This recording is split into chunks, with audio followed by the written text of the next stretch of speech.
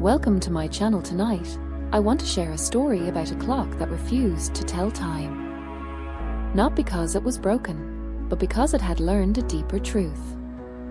In room 7 of a hospital wing where children go to face life's hardest questions, an old brass clock hangs above the door with its hands frozen at 3 o'clock. For 17 years, no one repaired it.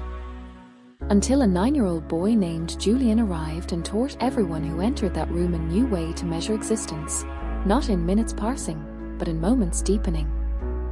This is not a story about illness. It is a story about attention, the quiet rebellion of renaming time itself when the old way of counting has become unbearable. It is about how Julian designated hours like the hour of steam rising from tea and the hour of time becoming light, and how those hours began to change not just a hospital room, but the hearts of everyone who learned to live inside them.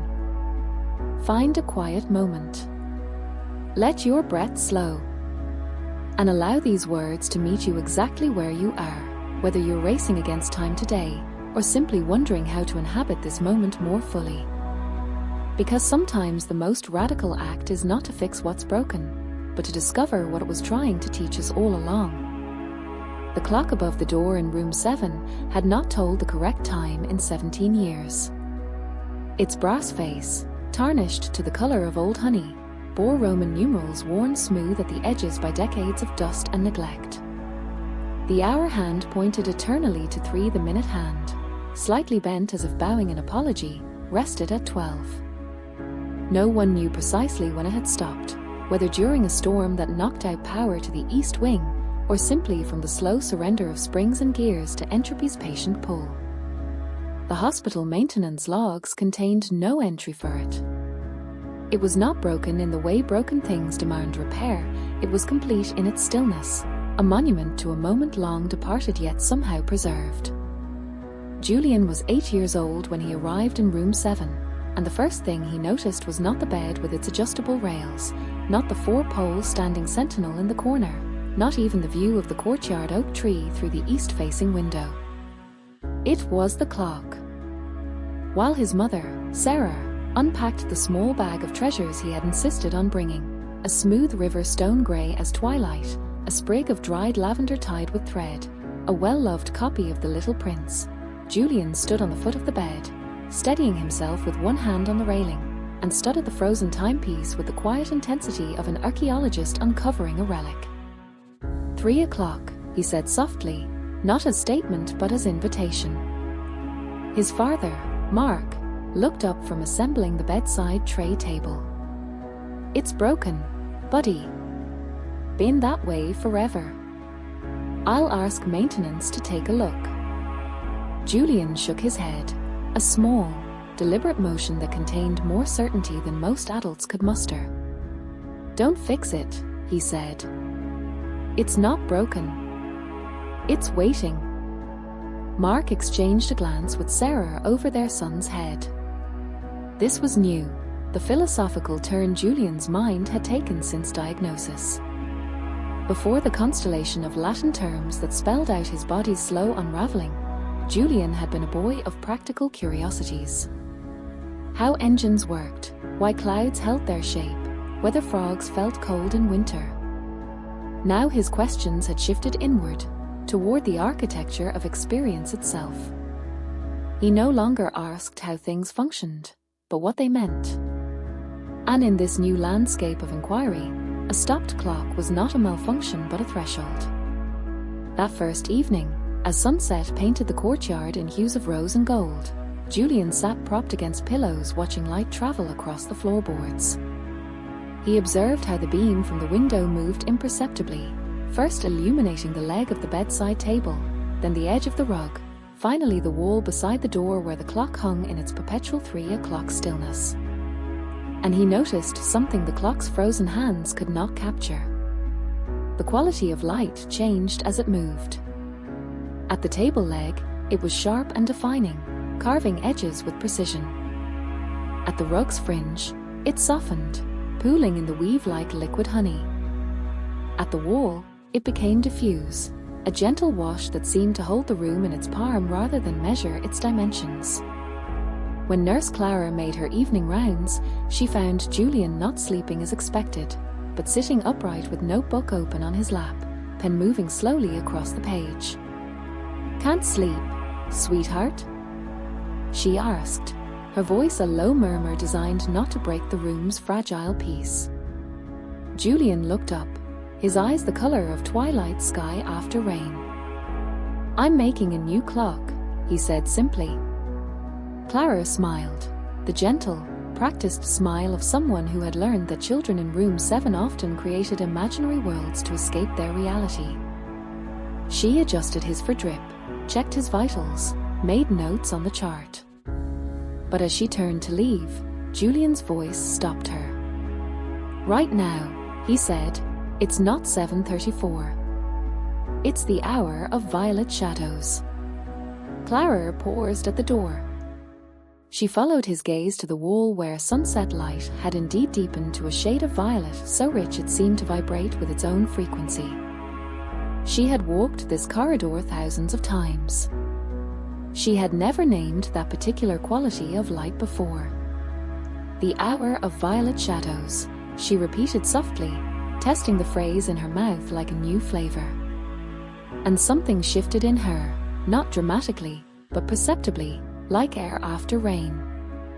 For the first time that day, she was not thinking about the stack of charts waiting in the nurse's station, or the difficult conversation she would have with a parent in room 12, or the ache in her lower back from 12 hours on her feet. She was simply present with a boy who had renamed time itself. She did not write his words in his chart. She did not report them to the child life specialist.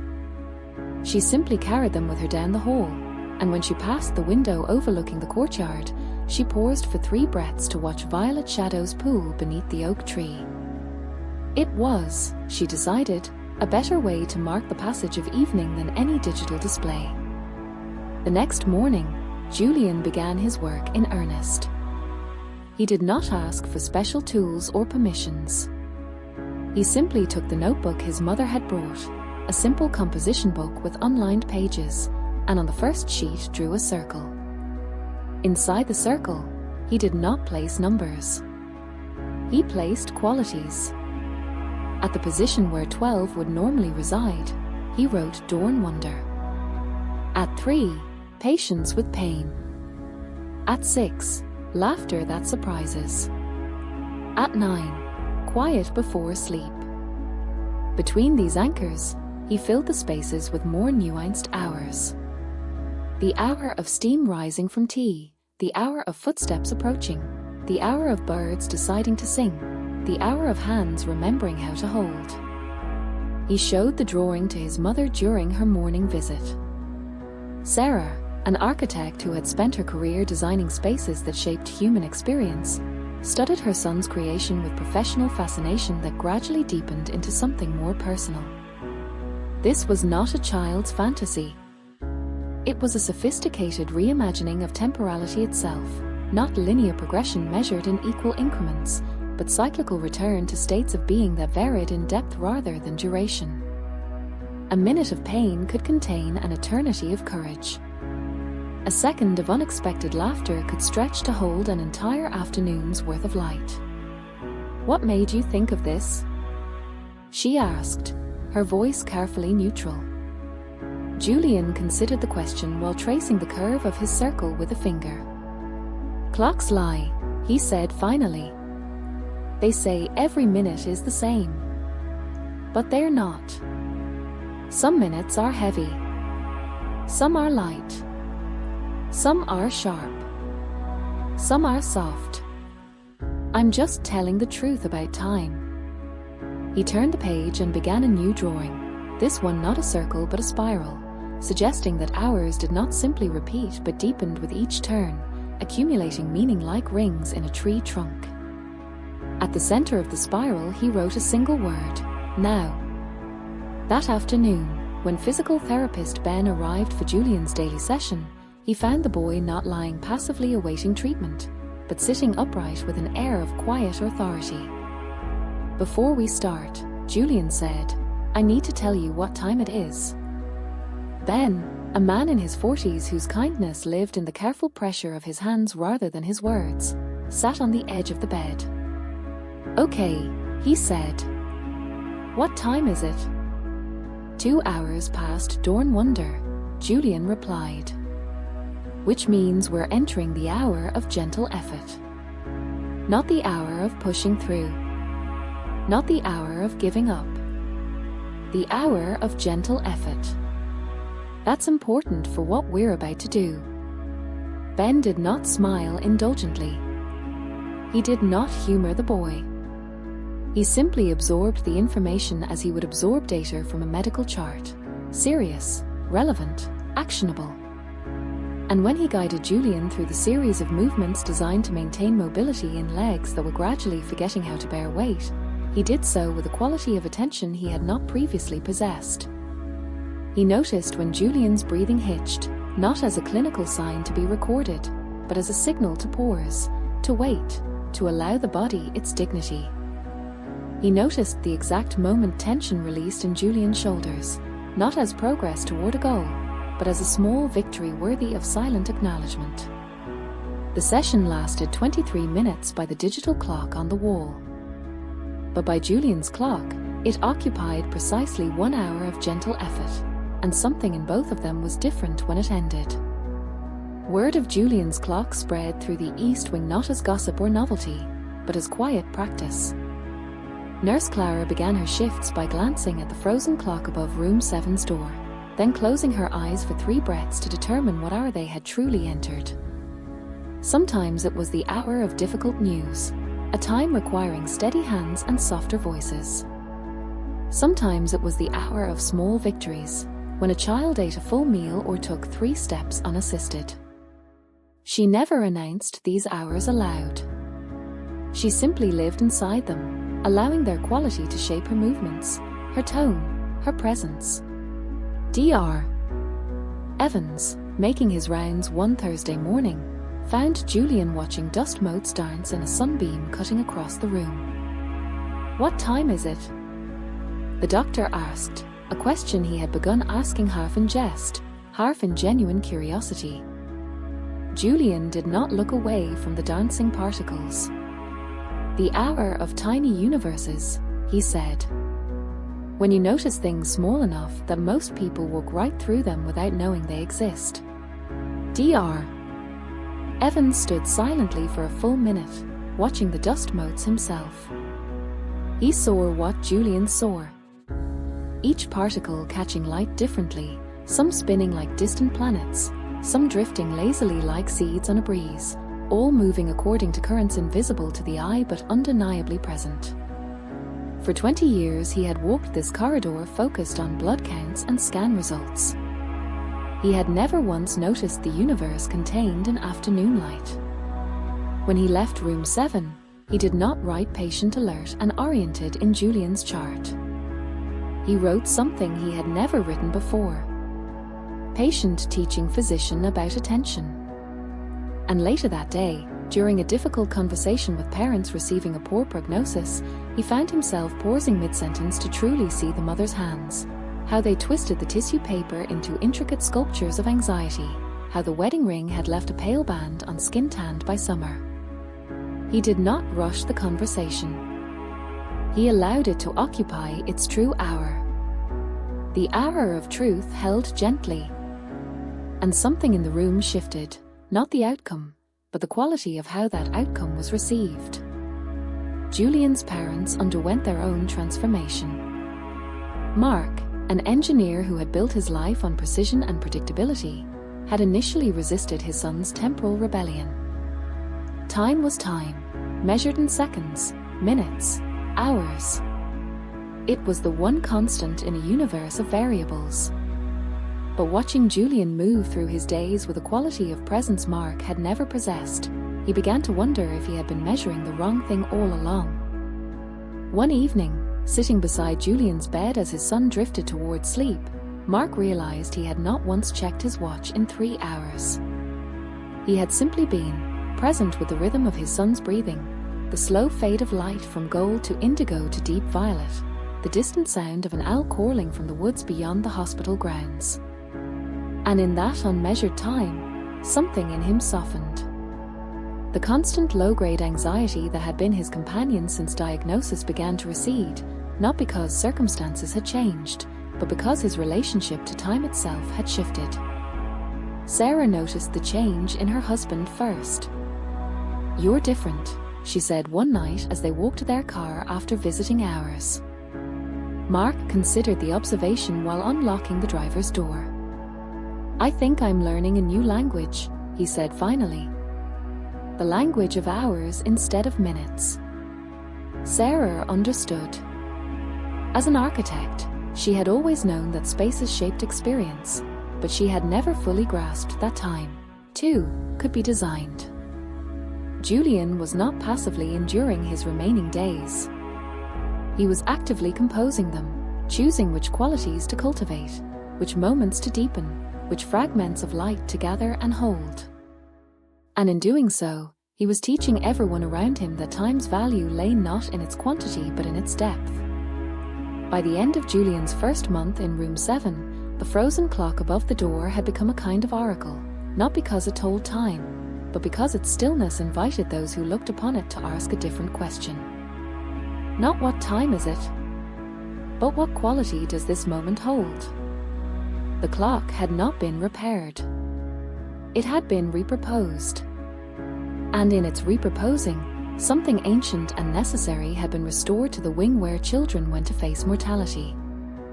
The understanding that time is not a river carrying us toward an inevitable sea, but a series of rooms we pass through, each with its own light, its own texture, its own particular gift if we have eyes to see it.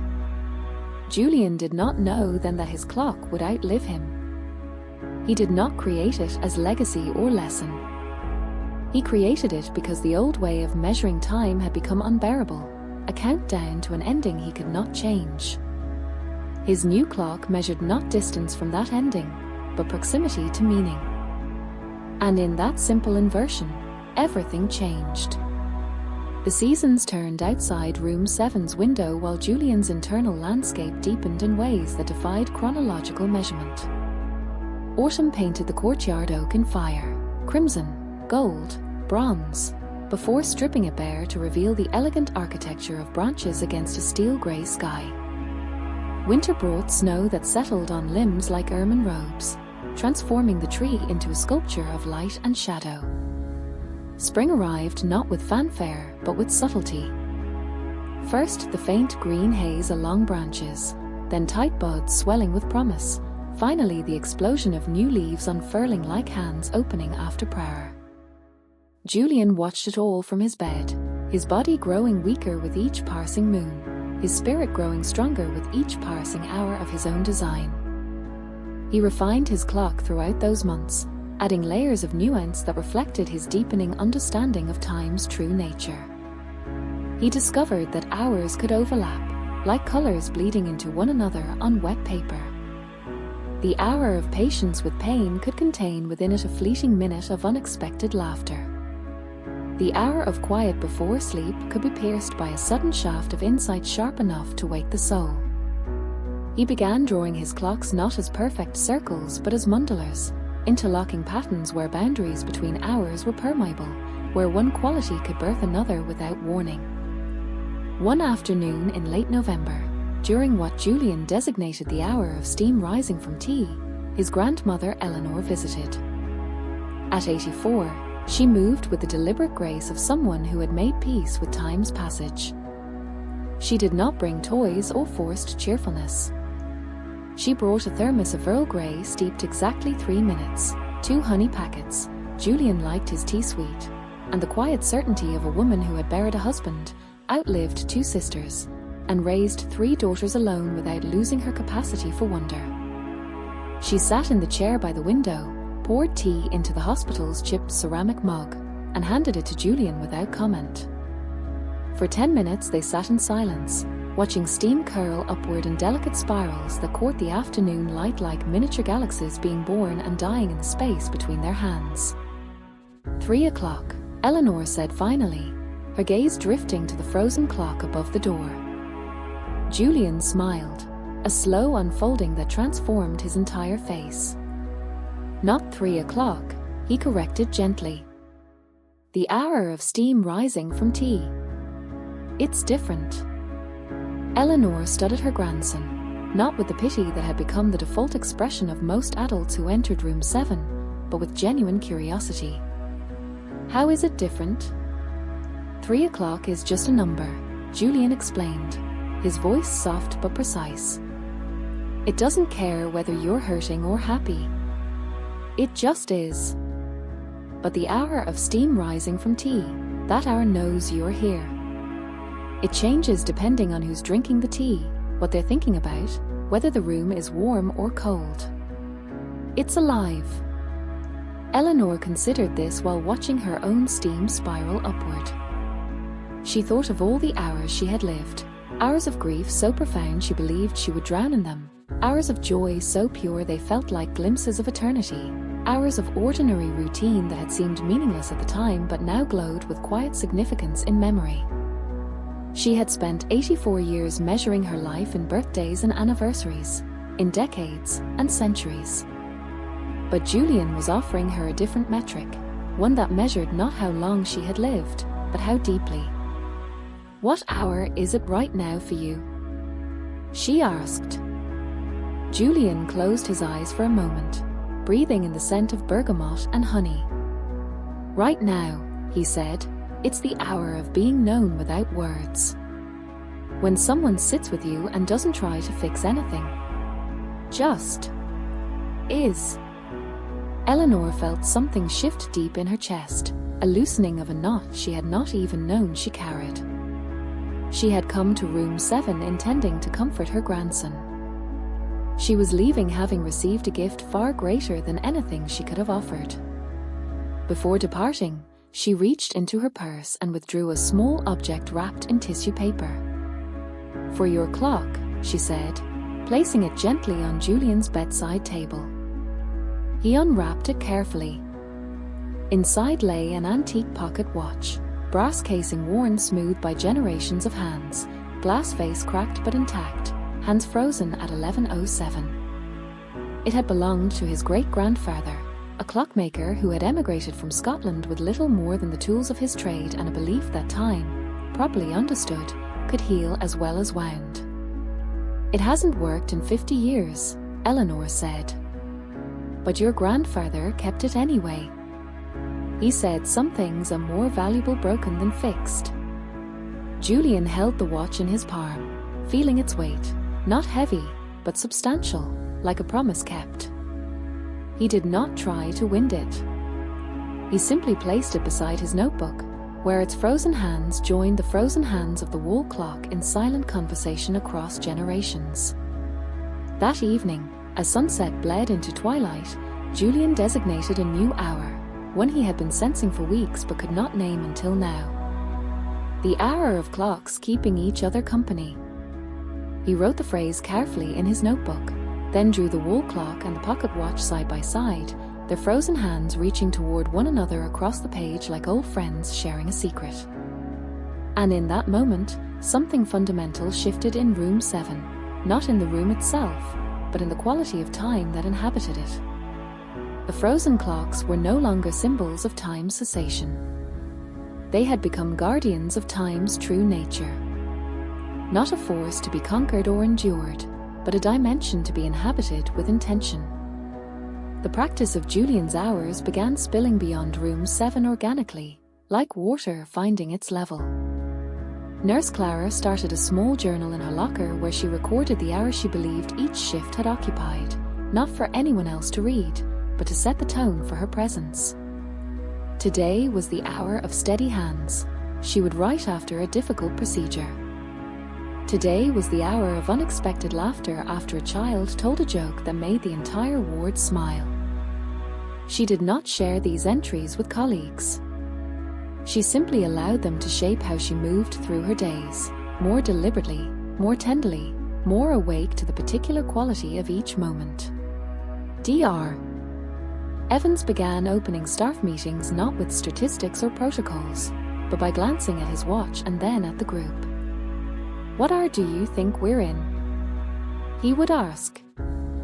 At first, staff responded with confusion or gentle humor. But after several weeks of this practice, something shifted.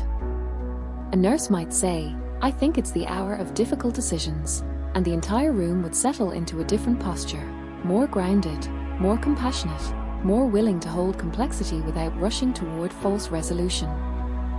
Another might say, "It feels like the hour of small kindnesses," and someone else would bring coffee to the exhausted resident who had been on call all night. The practice did not eliminate suffering or solve impossible dilemmas, but it created space around those realities, space for humanity to enter where before there had been only procedure. Parents of other children on the wing began adopting Julian's hours in quiet ways.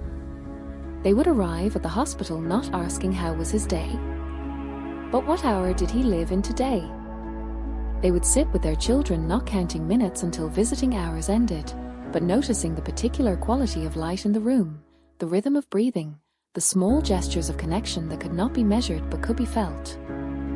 One mother, whose daughter had been in room 9 for 6 months, began keeping her own clock journal, recording hours like the hour of braiding hair, the hour of remembering birthdays, the hour of tears that cleanse rather than drown. She did not show the journal to anyone, but her daughter noticed the change in her mother's presence, less frantic, less future-oriented, more capable of inhabiting the difficult beauty of their shared now. Mark and Sarah underwent their own transformation through Julian's hours. Mark, the engineer who had built his life on precision, found himself increasingly comfortable with ambiguity. He stopped calculating how many days Julian might have left, a practice that had become a form of torture, and began noticing the particular texture of each day they were given. Some days were the hour of gentle effort. Some were the hour of quiet surrender. Some, surprisingly, were the hour of unexpected joy, when Julian laughed at a silly joke, or when sunlight hit the wall in just the right way to create a perfect rainbow through the water glass on his bedside table. Mark learned to inhabit these hours without trying to extend them or protect them from ending. He simply allowed them to be what they were, complete in themselves, sufficient without continuation. Sarah's architectural practice shifted subtly but profoundly. She had always designed buildings with attention to how light moved through spaces across the day, to how a room would feel at dawn versus dusk, how shadows would fall in winter versus summer. But now she began designing with attention to emotional temporality, to how a space might support the hour of grief versus the hour of celebration, the hour of solitude versus the hour of connection.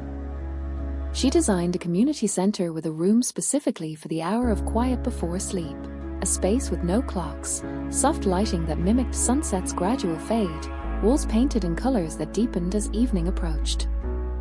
She designed a hospital chapel not with pews facing an altar, but with circular seating that allowed people to inhabit whatever hour they had brought with them, grief, gratitude, confusion, peace, without pressure to perform any particular spiritual state. Colleagues noticed the change in her work. They called it more human. Sarah knew the truth. Her son had taught her that spaces, like time, could be designed not to control experience but to honor it. One afternoon in January, during what Julian designated the hour of snow falling without sound, a new child arrived in room 8, a boy named Leo, 10 years old, with eyes too old for his face and a silence that spoke of battles already lost. His parents moved through the admission process with the stunned gait of people who had just been told the earth was flat after a lifetime of believing it round. They spoke in hushed tones, jumped at the sound of paging systems, flinched when doctors approached with clipboards. They were drowning in a sea of information, treatment options, prognosis statistics, clinical trial eligibility, but starving for meaning. Julian heard the commotion through the shared wall.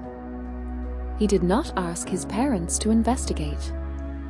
He simply waited until Nurse Clara made her rounds, then asked her to deliver a message to room 8. Clara returned 20 minutes later with a small folded note in her hand.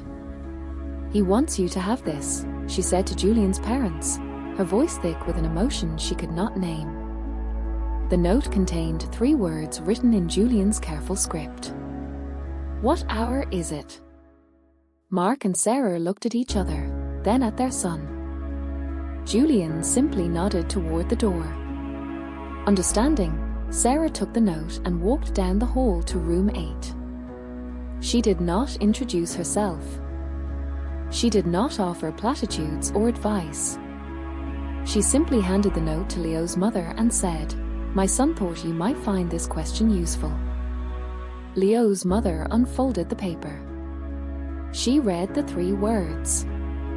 And for the first time since diagnosis, she did not think about scans or statistics or survival rates. She looked around the room, at her son's pale face against white pillows, at the snow falling silently outside the window, at the way light caught the edge of the water glass on the bedside table, and she answered the question honestly. It's the hour of not knowing what comes next. And in that simple acknowledgement, something shifted. Not the prognosis, not the reality of their situation, but the quality of their presence within it. She sat beside her son's bed and simply was, with him, with the snow, with the not knowing. And for 20 minutes that felt like both a moment and an eternity, she inhabited that hour completely. When she later told Julian's mother what had happened, Sarah understood her son was not just creating a personal coping mechanism. He was building a language, a way of being with time that could hold suffering without being destroyed by it, that could honor joy without clinging to it, that could meet each moment on its own terms rather than measuring it against some idealized future or mourned past. Julian's body continued its slow journey toward stillness. February gave way to March. The oak tree outside his window began to show the faintest green haze along its branches, a promise kept year after year regardless of who stood beneath it to witness. Julian's strength waned. Some days he could not lift his head from the pillow. Some days pain required medication that left him drifting between worlds. But on the days when clarity returned, he still reached for his notebook. His handwriting grew smaller, more cramped, the letters leaning into one another as if seeking support. But the hours he named retained their precision, their grace. On the first day of spring, with the oak tree finally wearing its full cloak of green and sunlight streaming through the window in thick golden beams, Julian designated what would become his final hour. He did not know it would be his last new hour. He simply felt its arrival with the same certainty he had felt all the others, as a quality settling into the room like light through a prism, revealing colors that had been present all along but invisible until the right conditions arrived. He called it the hour of time becoming light. He did not explain the phrase to his parents when they visited that afternoon. He simply pointed to the sunbeam cutting across the floor, a beam so thick with dust motes it seemed almost solid, like a bridge of light connecting window to wall. "Look," he said. "Time isn't passing through that beam. It's becoming part of it. Each dust mote is a moment. And instead of disappearing when it leaves the light, it carries the light with it." Sarah and Mark watched the beam together, their shoulders touching, their breath sinking unconsciously. They saw what Julian saw. Dust motes entering the light not as separate entities being illuminated, but as participants in a transformation, becoming light themselves for the duration of their passage, then carrying that luminescence into the shadows beyond.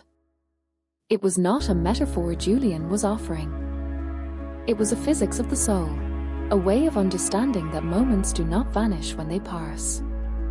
They transform. They become part of us. They carry forward not as memory alone, but as changed substance, like bread becoming body, like grief becoming compassion, like time becoming light. Julian reached for the pocket watch his grandmother had given him. He did not try to wind it. He simply held it in the sunbeam, watching light catch the brass casing and fracture into tiny rainbows across the wall.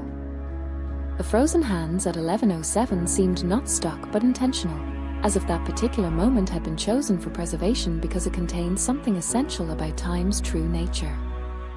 "The clocks aren't broken," Julian said softly, his eyes still on the dancing rainbows. "They're showing us that some moments are worth stopping for. Not because they last forever, but because they change everything that comes after." He placed the pocket watch gently on the windowsill, where it would catch the morning sun each day. Then he turned to his parents, his gaze holding theirs with a depth that belied his 9 years.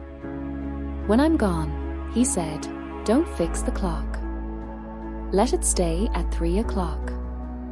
But remember, it's not 3 o'clock. It's whatever hour you need it to be. The hour of missing me. The hour of remembering my laugh. The hour of finding joy again without feeling guilty. All those hours live inside 3 o'clock. You just have to know how to listen." He did not say this with sadness. He said it with the quiet authority of someone who had discovered a fundamental truth about reality and was simply sharing it, like pointing out a bird in flight or a cloud shaped like a dragon.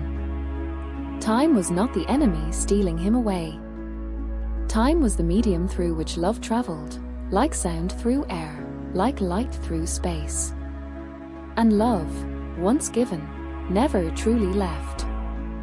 It simply changed form, becoming memory, becoming courage, becoming the hand we extend to another in darkness, becoming the light we notice in ordinary moments because someone taught us how to see. Julian left on an April morning when the world was soft with new green, and the oak tree outside his window wore blossoms the color of pale honey. There was no struggle at the end, no dramatic final breath that demanded witness. Instead, there was a gradual softening, like a wave returning to ocean, like a sigh finding its home after a long journey. His parents sat on either side of the bed, their hands resting lightly on his, one palm upturned to receive, one palm downturned to release. The pocket watch rested on the windowsill where morning light caught its brass casing, fracturing into rainbows that danced across the wall like tiny spirits ascending. The frozen clock above the door continued its eternal 3 o'clock vigil. And in that moment, the room held not emptiness but fullness, a presence so palpable it seemed to thicken the air, to slow time itself. For 3 days after his departure, the clock above room 7's door remained untouched.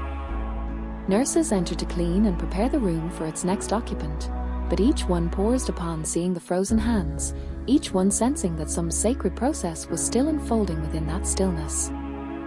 On the 4th day, Nurse Clara arrived with a small wooden plaque she had made herself during her days off, a simple rectangle of walnut stained to match the room's trim, with a single phrase burned into the wood in elegant script. "What hour is it?" She did not hang it beneath the clock. She simply placed it on the bedside table where Julian's notebook had rested, where morning light would touch it first. Then she sat in the chair by the window and waited. At noon, Dr. Evans entered to conduct the final chart review before releasing the room. He saw the plaque and understood without words what was needed. He did not speak. He simply stood beside the bed, his hands folded over the clipboard in his arms, and allowed himself to feel the full weight of the absence that now occupied the room. After several minutes, he reached out and gently touched the frozen minute hand, as if blessing it, as if acknowledging its service. Then he turned to Clara. "Leave the clock," he said. "And when the new family arrives, tell them this room keeps its own time." Clara nodded. She had already decided this herself, but hearing it from Dr. Evans, the most pragmatic, data-driven physician on the wing, gave her permission to make it official. She added a single line to the room's maintenance log. "Clock above door, do not repair. Part of room's therapeutic environment." The next child to occupy room 7 was a girl named Meyer, 7 years old, with eyes the color of twilight sky and a quiet intensity that reminded the seasoned nurses of someone they could almost remember but not quite place. Her parents, David and Claire, moved through the hospital corridors with the stunned gait of people who had just been told the earth was flat after a lifetime of believing it round. They spoke in hushed tones, jumped at the sound of paging systems, flinched when doctors approached with clipboards. They were drowning in a sea of information, treatment options, prognosis statistics, clinical trial eligibility, but starving for meaning. On their second day in room 7, while Meyer napped fitfully, Claire noticed the frozen clock above the door. "It's broken," she said to David, her voice tight with the frustration of so many broken things in their lives lately. David started to call maintenance, but Nurse Clara entered just then with fresh linens. She saw the direction of their gaze and paused. "That clock isn't broken," she said gently. "It's keeping a different kind of time." Claire looked at her, really looked, with eyes raw from sleepless nights and unshed tears. "What kind of time?" Clara did not explain Julian's hours. She did not tell the story of the boy who had renamed time itself. She simply pointed to the plaque on the bedside table. "The kind you need right now," she said. "What hour do you think it is?"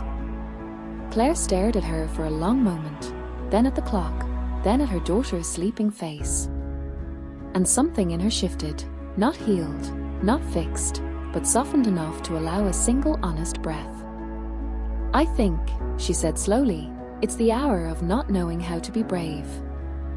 Clara nodded as if this were the most natural answer in the world. "That's a real hour," she said. "Stay in it as long as you need. It won't judge you for staying."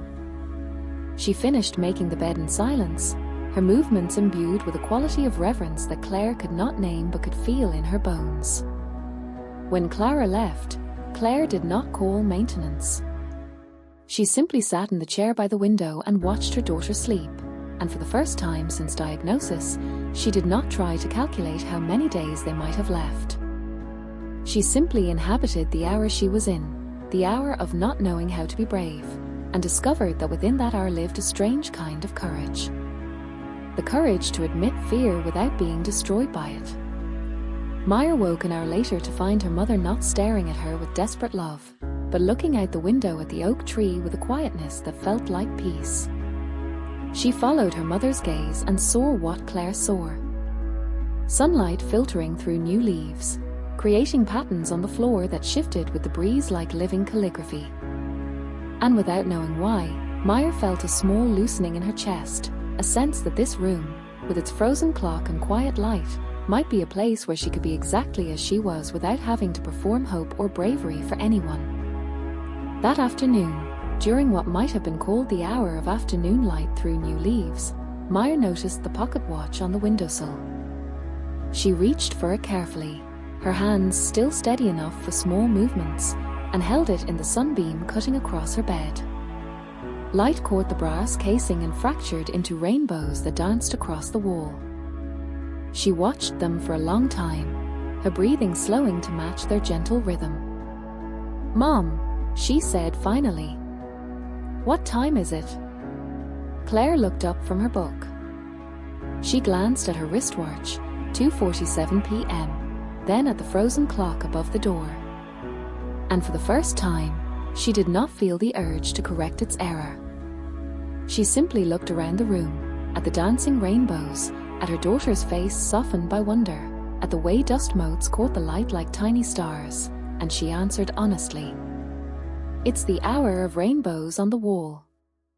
Meyer smiled, a real smile that reached her eyes.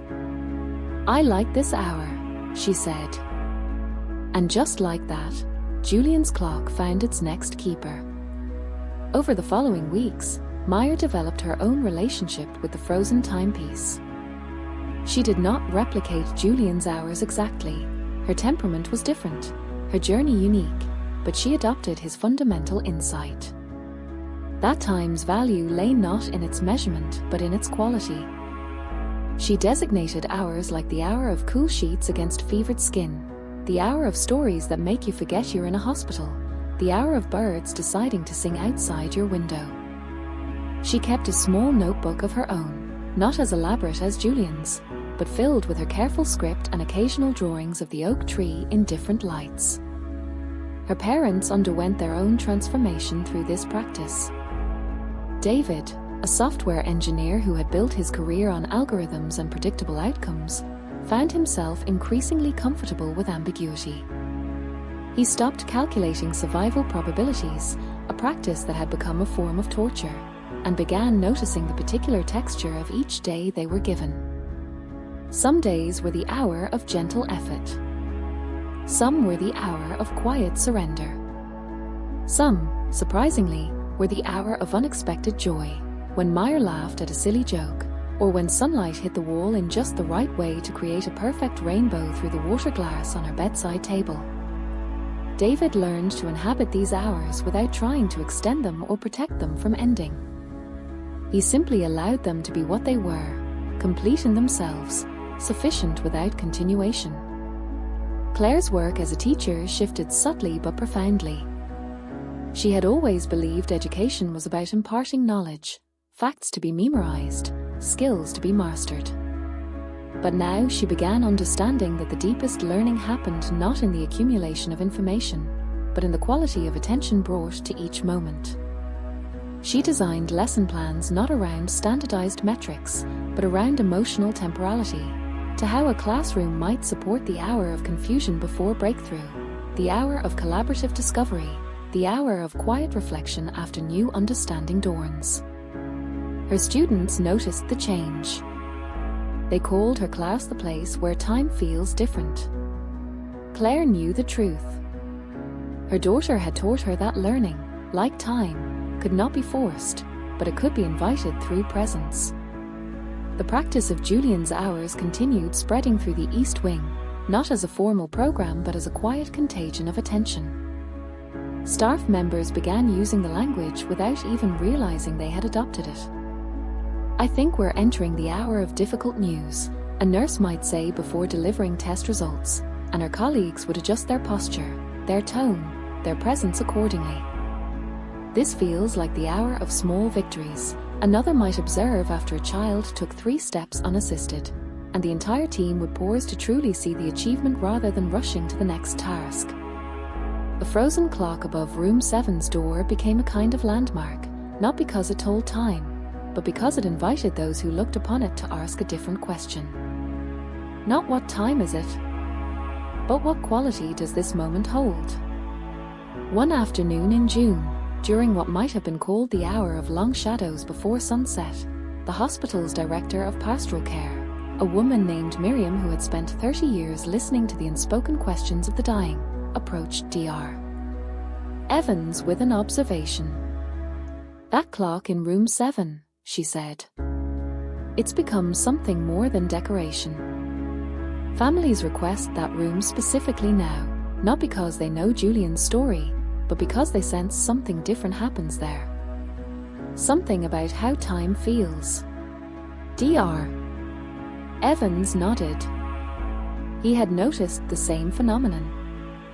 Patient satisfaction scores for room 7 consistently outperformed other rooms on the wing, not because of better equipment or more attentive staff, but because of an intangible quality families described as peace or permission to just be. He had initially dismissed these reports as placebo effect or confirmation bias. But after witnessing the transformation in multiple families, including his own shift in how he moved through difficult conversations, he could no longer deny that something real was happening in that space. "We could make it official," Miriam suggested. "Create a program. Train staff in temporal mindfulness, call it the Julian method or something." Dr. Evans shook his head. "No," he said firmly. "The moment we formalize it, we kill it.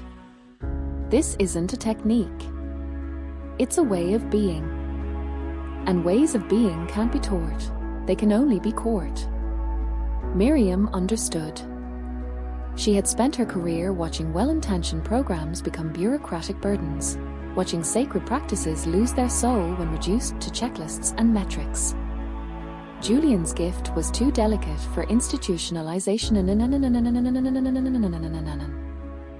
It needed to remain wild, passed hand to hand like a secret, discovered anew by each person who entered room 7 with an open heart. Instead, she began quietly preserving Julian's legacy in subtler ways. She transcribed his hours from the notebook his parents had donated to the hospital archives, not as a curriculum, but as poetry to be shared with families who asked. She arranged for the pocket watch to remain on the windowsill of room 7 permanently, with a small note explaining its significance. This watch belonged to Julian, who taught us that some moments are worth stopping for. She commissioned a local artist to create a watercolor of the oak tree outside room 7's window, not in any single season, but in all four simultaneously. Bare branches against winter sky, pale green buds of spring, full summer canopy, golden leaves of autumn, all existing in the same frame, suggesting that endings and beginnings are not sequential but simultaneous, that loss and growth occupy the same space in the heart. The painting hung in the family lounge of the East Wing, with Julian's final hour inscribed beneath it in elegant script. The hour of time becoming light. 5 years after Julian's passing, the hospital underwent renovations. The East Wing was modernized, new flooring, updated lighting, fresh paint in calming colors. Maintenance crews moved through the rooms replacing fixtures, updating electrical systems, installing energy-efficient windows. When they reached room 7, the foreman noted the frozen clock above the door and added it to his repair list. But before the crew could arrive, every nurse who worked the East Wing had signed a petition requesting the clock remain untouched. Dr. Evans added his signature. Miriam added hers. Even the hospital CEO, who had never met Julian but had read about him in a staff wellness report, added his name to the list. The petition contained a single sentence. This clock measures a dimension of time that cannot be repaired, only honored. The maintenance foreman, a practical man in his 50s who believed broken things should be fixed, read the petition and shook his head. But he also had a daughter who had spent 3 months in room 9 2 years earlier. A daughter who was now healthy and in college, but who still spoke of the magic of the East Wing's atmosphere. He thought of her. He thought of the petition signed by every nurse on the wing. And he made a decision. He climbed the ladder to the clock, opened its brass casing, and examined the mechanism. The mainspring was indeed broken. The escapement wheel was frozen. The pendulum hung motionless. He could repair it in 20 minutes with parts from his truck. But instead of reaching for his tools, he carefully closed the casing and descended the ladder. "Clock's fine," he told his crew. "Just needs to keep its own time." And so the clock remained, frozen at 3 o'clock, its hands bowing slightly with the weight of years and meaning. New families arriving in room 7 would notice it and sometimes ask why it wasn't fixed. Nurses would simply point to the wooden plaque on the bedside table and say, "What hour is it?"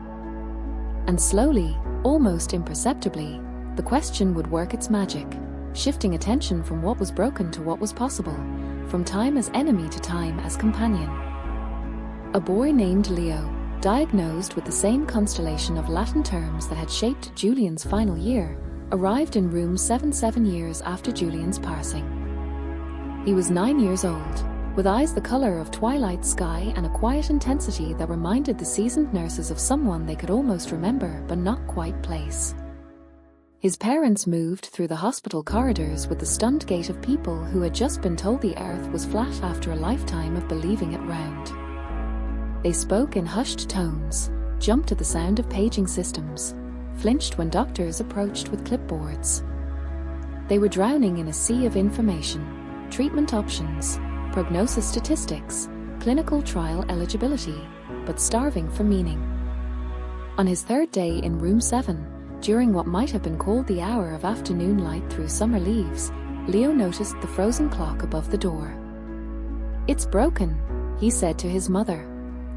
His mother started to agree, but Nurse Anya, who had been a junior nurse during Julian's time and now served as head nurse of the wing, entered just then with his medication. "That clock isn't broken," she said gently. "It's waiting for you to tell it what time it is." Leo looked at her, really looked, with eyes too old for his face. "What do you mean?" Anya did not explain Julian's story. She did not burden this child with another child's legacy. She simply pointed to the plaque on the bedside table. "Ask yourself," she said. "Right now, in this moment, what hour is it?" Leo closed his eyes.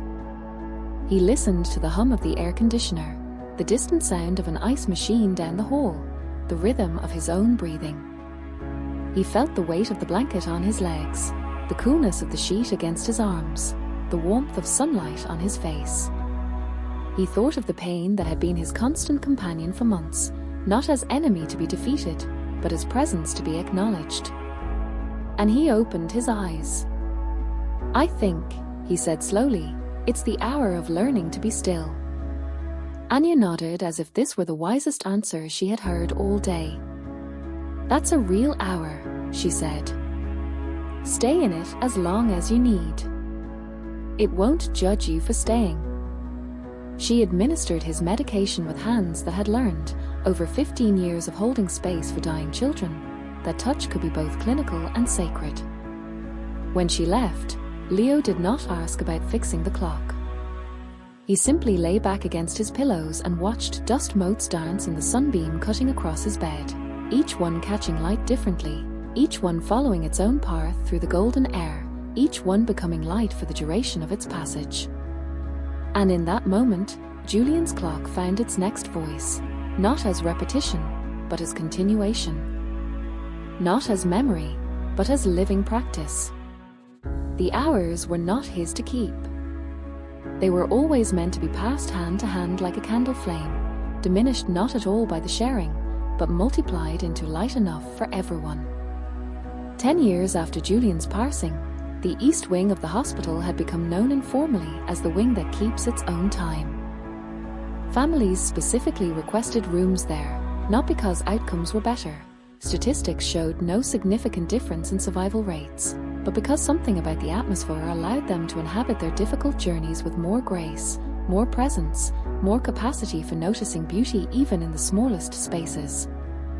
Staff retention on the wing was notably higher than other departments. Nurses spoke of the Room 7 effect, not as superstition, but as observable phenomenon. Families who spent time in that particular room seemed better able to navigate grief without being destroyed by it, to hold hope without clinging desperately to false promises, to be present with their children in ways that honored both the reality of illness and the reality of love. The frozen clock above Room 7's door had become a quiet landmark, not officially recognized by hospital administration, but deeply respected by everyone who worked the East Wing. New nurses were not trained in Julian's method. They simply absorbed the practice through osmosis, watching senior staff pause before entering a room to determine what hour they were entering, hearing colleagues use phrases like the hour of difficult news or the hour of small victories without explanation, noticing how families who spent time in Room 7 gradually shifted from counting days to inhabiting moments. The clock itself had acquired a patina of age, the brass face darkened to the color of old honey, the glass slightly clouded with years of dust that no one ever wiped away because it seemed part of the clock's story now. The hands remained frozen at 3 o'clock, bowing slightly with the weight of meaning accumulated over a decade. One autumn afternoon, during what might have been called the hour of golden light before rain, a woman in her late 30s entered Room 7 pushing an empty wheelchair. Her name was Sarah, Julian's mother. She had not returned to this room since the day she and Mark had carried their son's belongings out in a small cardboard box, the pocket watch wrapped carefully in Julian's favorite blue blanket. 10 years had passed. She had built a new life, not a replacement for the old one, but an expansion of it. She and Mark had adopted a daughter, now 8 years old, who knew Julian not as a ghost haunting their family but as a big brother whose short life had taught them how to love more deeply. Sarah's architectural practice had flourished, her designs increasingly focused on creating spaces that honored the emotional temporality of human experience. She had published a book called The Architecture of Attention that had become required reading in several design schools. But she had never returned to room 7. Until today. The room was empty, between occupants, awaiting cleaning before the next family arrived.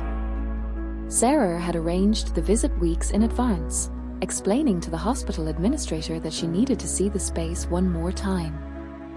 She did not say why. She did not need to. She stood just inside the doorway, her hand resting lightly on the wheelchair's handle as if steadying herself. The room was both exactly as she remembered and completely different. The bed was made with fresh linens. The 4 poles stood in the corner, polished and ready. The window looked out on the same oak tree, larger now, its branches stretching wider, its roots deeper, but wearing the same autumn fire she remembered from Julian's final days. And above the door, the clock remained frozen at 3 o'clock, its hands bowing slightly as if in perpetual reverence. Sarah did not move for a long time. She simply stood and breathed the air of this room, the air her son had breathed, the air that had held his laughter and his pain, his questions and his silences. She noticed the wooden plaque on the bedside table. What hour is it? And felt a small loosening in her chest. Someone had preserved this. Someone had understood. She walked slowly to the window and placed her hands on the sill where Julian's pocket watch had rested for so many months. The watch was gone now, returned to the family after Julian's passing, now kept in a small wooden box on Sarah's dresser at home. But its absence did not feel like loss. It felt like completion. The watch had served its purpose. It had helped Julian teach a truth too important to remain private. That time's value lay not in its quantity but in its depth. Sarah turned and looked at the clock again. 10 years ago, its frozen hands had felt like a cruel metaphor. Time stopped while her son's life slipped away. Now she saw them differently. They were not stuck. They were intentional. They were an invitation to step outside chronological time, to inhabit moments not as stepping stones toward some future destination, but as complete experiences worthy of full attention. 3 o'clock was not a prison. It was a portal. She reached into her purse and withdrew a small object wrapped in tissue paper, the pocket watch. She had brought it not to leave behind, but to complete a circle. She placed it gently on the windowsill where it had rested a decade earlier. Morning light would find it tomorrow, fracturing into rainbows across the wall for whatever child occupied this room next. She did not leave a note. She did not need to. The watch itself was the message. Some moments are worth stopping for. Before leaving, Sarah glanced once more at the frozen clock. And she answered the question that had guided her son's final months. What hour is it? She considered the room, the empty bed waiting for its next occupant, the oak tree outside wearing autumn fire, the pocket watch catching the last of the day's light, the plaque on the bedside table inviting the next family to ask the same question she had just asked herself. She considered her own journey, the years of grief that had gradually softened into warm sorrow, the adoption of her daughter who carried Julian's capacity for wonder in her own unique way, the work she had built from his legacy without ever exploiting it.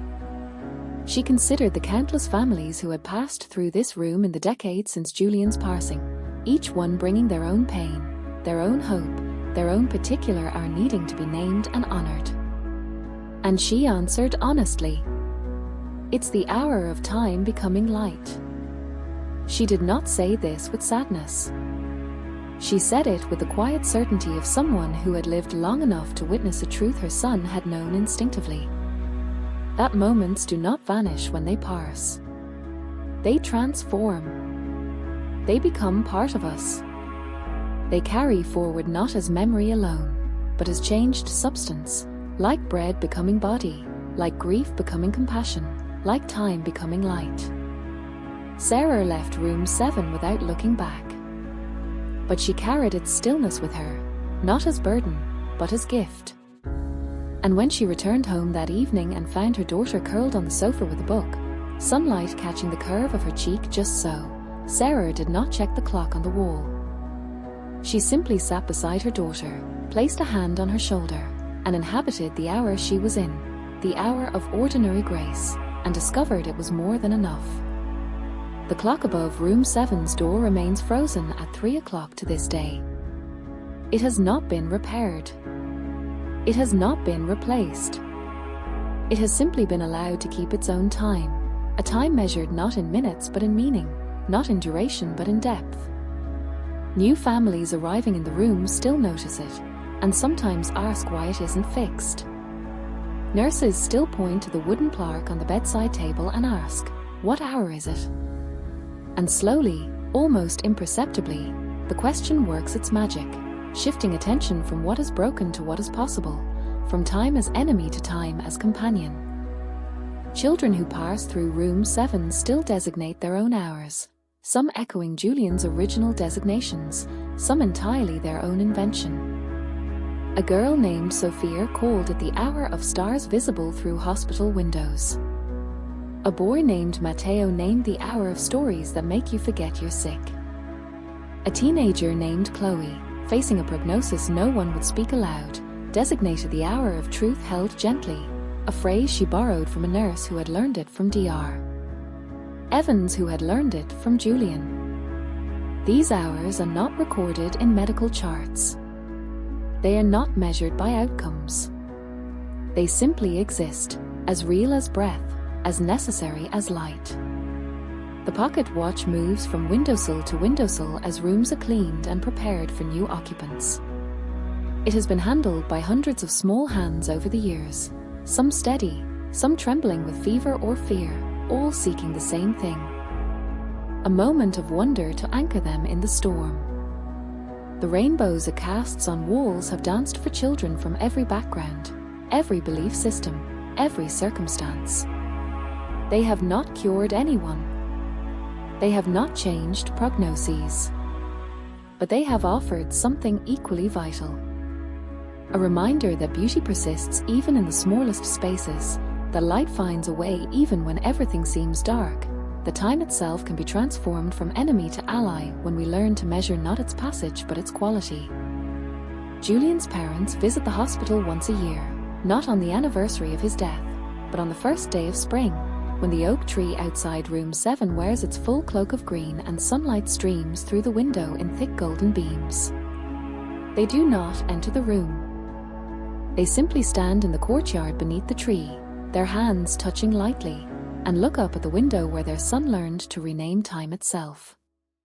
They do not speak of grief or loss. They speak of the hours they have inhabited since, hours of adopting their daughter, hours of watching her grow into a girl with Julian's curiosity and her own unique light, hours of building lives that honor his legacy without being defined by his absence. They speak of the architecture Sarah has designed, spaces that hold people gently through life's hardest transitions. They speak of the engineering projects Mark has led, bridges that connect communities, hospitals that heal not just bodies but spirits. They speak of ordinary moments made sacred by attention. The hour of morning coffee shared in silence, the hour of watching their daughter ride a bike for the first time, the hour of stars visible through their own bedroom window. And always, before leaving the courtyard, they look up at the window one last time and answer the question Julian taught them to ask. What hour is it? And they answer together, their voices blending like harmonies in a song they have practiced for a decade. It's the hour of time becoming light. For this is the quiet truth Julian embodied in his short life. Love does not end when breath does. It changes form. It becomes the way a nurse pauses to truly see a child's pain. It becomes the way a parent learns to inhabit difficult moments without rushing toward escape. It becomes the frozen hands of a clock that measures not minutes but meaning.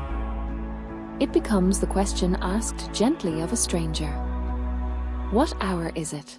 An invitation to step out of chronological time and into the eternal now where love resides. The clock remains frozen. The hours continue to flow. And in that paradox lives not consolation for loss, but celebration of continuity, a continuity no boundary of breath or time can ever sever. Time becomes light. Always. And so the clock remains frozen at 3 o'clock to this day. Its hands have not moved in decades. But the hours it measures continue to flow, through nurses who pause before entering a room to ask what hour is it, through parents who stop counting days and begin inhabiting moments, through children who designate their own hours of starlight through hospital windows and stories that make you forget you're sick.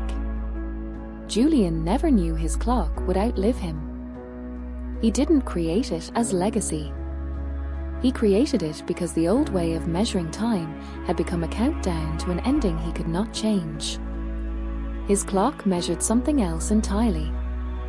Proximity to meaning. Depth instead of duration. Light instead of loss. If this story touched something in you tonight, if it reminded you to ask yourself what are you living in right now, carry that question into tomorrow. Not as burden, but as gentle invitation. What hour is it for you in this moment? The hour of quiet courage? The hour of ordinary grace? The hour of time becoming light? Share this with someone who needs to remember. Time is not your enemy. It is the medium through which love travels, like sound through air, like light through space. And love, once given, never truly leaves. It simply changes form. If these words brought you peace, consider subscribe to my channel. Here we do not avoid life's hardest moments. We meet them softly and discover the light waiting within them. Before you go, close your eyes for just one breath. Ask yourself gently, what hour is it right now? And carry that answer with you into the night, not as measurement, but as gift. You are seen. You are held. And the moments you inhabit with full attention become light that never fades. Until we meet again in the quiet. Walk gently,